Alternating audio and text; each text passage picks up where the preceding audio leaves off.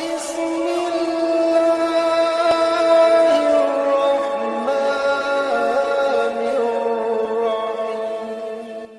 حضرت محمد مصطفیٰ صلی اللہ علیہ وسلم نے فرمایا، جو دکاندار بکا ہوا مال واپس لے گا، اللہ قیامت کے دن اس کی مصیبت ہلکی کر دے گا۔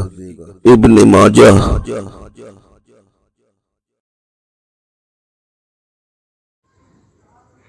حدیث شریف۔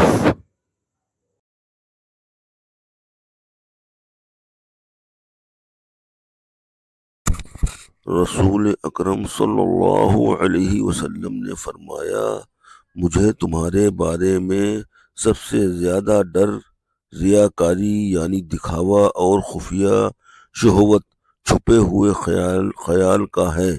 طبرانی کبیر۔